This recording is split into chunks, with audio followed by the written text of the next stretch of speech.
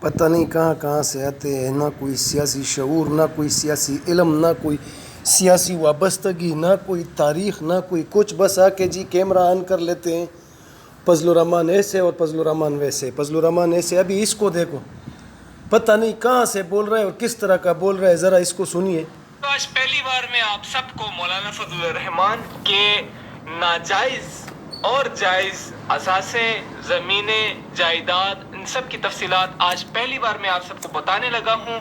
اس سے پہلے یہ کسی میڈیا چینل نے، کسی بھی میڈیا گروپ نے آپ کو نہیں بتائے ہوں گے۔ نمبر 1، مولانا فضل الرحمان کی ناجائز جائیدادوں میں بہت ساری مدارس ہیں، مساجد ہیں، اللہ کے گھر، قال اللہ اور قال الرسول پڑھنے اور پڑھانے والے موجود ہیں۔ نمبر 2، مولانا فضل الرحمان کے جی بالکل، پاکستان میں جتنے بھی یہ مدارس ہیں نا، جتنے بھی ہیں، یہ مولانا فضل الرحمان کے ہیں۔ مولانا فضل الرحمان ایک ہی بندہ پاکستان کے پورے مدارسوں کو چلاتا ہے، ٹھیک ہے۔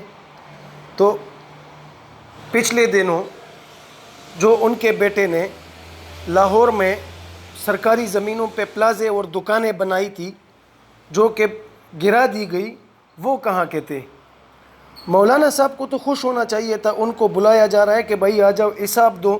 تو اگر آدمی پاک ہو، صاف ہو، اس کا دامن پاک صاف ہو، تو اس کو تو خوشی خوشی جانا چاہیے، حساب دینا چاہیے کہ بھائی چیک کر لو، تلاشی لو، آدمی چور نہ ہو، ڈکیت نہ ہو، تو تلاشی سے کیا ڈر؟ مستقبل کے اثاثوں میں بہت سارے حفاظ کرام موجود ہیں جو محشر کے میدان میں مولانا فضل الرحمان کے لیے بہترین اثاثے ظاہر ہوں گے۔ جی مولانا شیرانی صاحب بھی جو ہے نا، وہ ایک اثاثہ ہے، ٹھیک ہے، ان کا بھی سن لے، کتنے سالوں سے اس کے ساتھ پارٹی میں تھا، تو وہ عالم تھے، مولانا صاحب کے اثاثہ تھا۔ ابھی جب ان سے جدا ہو گیا، الگ ہو گیا، تو سیدھا کے سیدھا کوپر کا پتوا اور اسرائیل سے پیسے۔ مولانا فضل الرحمان کا ہر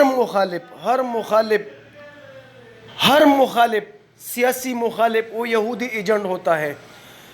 کلمہ پڑھ لیتا ہوں، لا الہ الا اللہ محمد الرسول اللہ، میں نے اس سے خود اپنے کانوں سے سنا ہے، اس نے بولا ہے کہ نواز شریف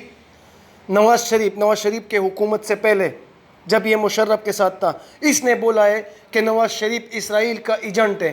اسی نواز شریف اسرائیل کے ایجنٹ سے ابھی پچھلے 5 سالوں میں اس نے حکومتی اتحاد کیا اس کے ساتھ۔ 1992 میں عورت کی حکومت حرام، ٹھیک ہے، حکومت حرام ہے، بعد میں کہتا ہے جی ہم نے قبول نہیں کیا، برداشت کیا، چلو ٹھیک ہے، اسلام میں عورت کی حکومت تو حرام ہے، لیکن پھر یہ بھی بتائے کہ اسلام میں یہ کہاں لکھا ہے کہ اگر عورت مسلط ہو گئی تو اس کو آپ برداشت کریں، یہ بھی بتائے نا کہ یہ بھی اسلام میں ہے کہ نہیں ہے۔ مولانا صاحب کا اپنا اسلام ہے، اپنے گھر کے اندر بنایا ہوا ہے، جس کو چاہے کافر، جس کو چاہے یہودی ایجنٹ، جس کو چاہے کچھ بھی۔ نمبر 3، مولانا فضل الرحمان کے اثاثوں میں بہت سارے شیوخ، بہت سارے علماء کرام، بہت سارے طلباء، بہت سارے شاگرد موجود ہیں جو آج بھی پاکستان کی سڑکوں پر کھلے عام گھوم رہے ہیں اور نیب کو اس بات کی کوئی فکر ہی نہیں ہے۔ اتنے زائد اثاثے، اتنی ملکیت سے زائد اثاثوں پر نیب نوٹس کیوں نہیں لے رہی، میں اس بات پر پریشان ہوں۔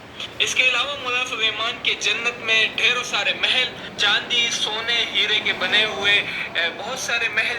واہ جی واہ، ابھی اس کی کھوپڑی دیکھیے، اس کی بات دیکھیے اور اس کا عقل دیکھیے۔ ہاں، یہ جنت کیا تمہارے باپ لوگوں کا ہے؟ جب حضرت عمر رضی اللہ تعالیٰ عنہ سے 1 سال کا حساب لیا جاتا ہے، 1 سال کا پوچھ لے کسی عالم اور مولوی سے، جو سلیمان پارسی رضی اللہ تعالیٰ عنہ اور حضرت عمر رضی اللہ تعالیٰ عنہ نے آپس میں یہ طے کیا تھا کہ اگر ہم میں سے کوئی پہلے وفات پا جائے تو ہم دوسرے کے خواب میں آئیں گے اور احوال بتائیں گے، وہاں کا بتائیں گے۔ تو حضرت عمر رضی اللہ تعالیٰ عنہ سلمان پارسی رضی اللہ تعالیٰ عنہ کے خواب میں 1 سال بعد آئے، 1 سال بعد۔ تو سلمان پارسی رضی اللہ تعالیٰ عنہ نے پوچھا کہ فرمایا کہ عمر بہت دیر لگا لیا، میں تو کب کا انتظار کر رہا تھا۔ تو کہنے لگا کہ 1 سال میرا حساب کتاب چلا، بے شک یہ واقعہ میں نے عالموں سے سنا ہے، پوچھ لے کسی عالم سے، 1 سال میرا حساب کتاب چلا، 1 سال۔ تو اللہ نے کہا کہ چھوڑ دو، اس ایسے ہی چھوڑ دو، اپنے جوائے رحمت سے جو ہے نا، کہتا ہے کہ مجھے چھوڑ دیا. سمجھ آ رہی ہے؟ سمجھ آ رہی ہے؟ تو یہ تمہارے باپ کا ہے جو تم کہہ رہے ہو کہ وہاں ہیرے جواہرات، اور اس کو تو اللہ معافی دے، میں تو اس بات پہ ڈرتا ہوں کہ قبر 2-3 دفعہ اس کو باہر نہ پھینکیں، اس کے جو اعمال ہیں. جنت الفردوس میں موجود ہے، اور اس کا حساب کتاب میں پتہ نہیں کب لے گی. ہم اس بات میں پریشان ہو گئے کہ مولانا فضل الرحمان آج اتنے مولانا فضل الرحمان کا سیاست میں بتاتا ہوں بھائی، لیکن ابھی انشاءاللہ نہیں چلے گا. مولانا فضل الرحمان ختم ہو گیا، ان کی سیاست دفن ہو گئی ہے. ٹھیک ہے؟ تو جیسے اس جیسے جاہل اور بے وقوف یہ سوچ رہے ہوں گے کہ وہ ایک عالم ہے، وہ ایک جنتی ہے، ان کے لیے جنت میں محلات ہے، لیکن ایسا کچھ نہیں ہے. مولانا کی سیاست کیا ہے جی؟ ووٹ لو، چند سیٹ لو، نواز شریف کے جولی میں جا کے بیٹھو، زرداری کے جولی میں جا کے بیٹھو. 1992 سے یہ سین چلتا آ رہا تھا. ٹھیک ہے؟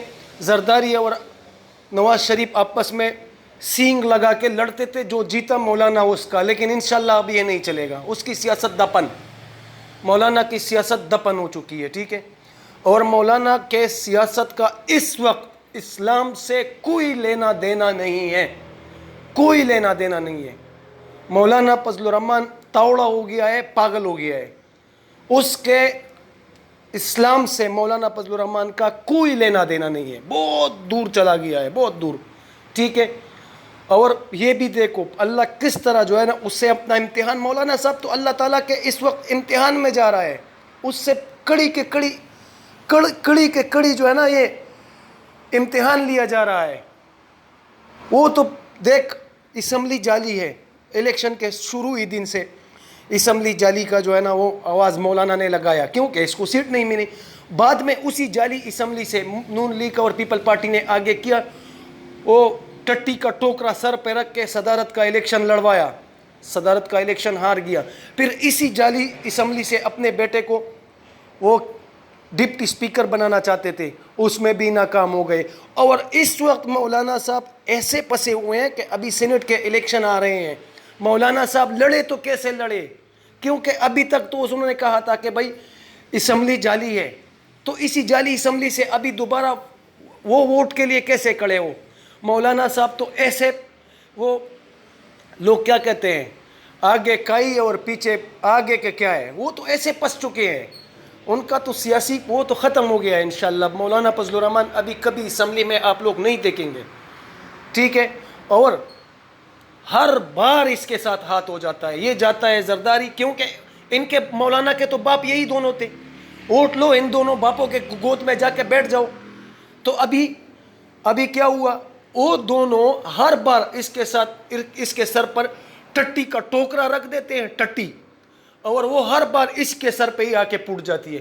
پی ڈی ایم کا ممبر بنایا، پی ڈی ایم کا کیا کیا؟ یہ ٹوکرا بھی اسی کے سر پہ پوٹ دیا، کیونکہ ان کو پتہ تھا وہ دونوں پارٹیاں وہ تو ذہین ہے بھائی، سیاست کرتے ہیں وہ ہر روز ہر رات دن رات. وہ جا کے جو ہے نا وہ گیٹ نمبر 4 کے آگے لیٹ جاتے ہیں. گیٹ نمبر 4 کے آگے لیٹ کے اگر ادھر سے ان کو کچھ ملا، باہر چاہے جتنا بھی بھونکے لیٹنا، انہوں نے گیٹ نمبر 4 کے ہی آگے ہے. اور جو ادھر عوام کے سامنے بدماشی دکھانے کے لیے وہ ٹوکرا مولانا فضل الرحمان کے سر پہ رکھ دیتے ہیں اور ان کے ہی سر پہ پڑ جاتا ہے. اللہ آپ جیسے جاہلوں کو جو ہے نا ہدایت نصیب کرے، میں کیا کہوں گا.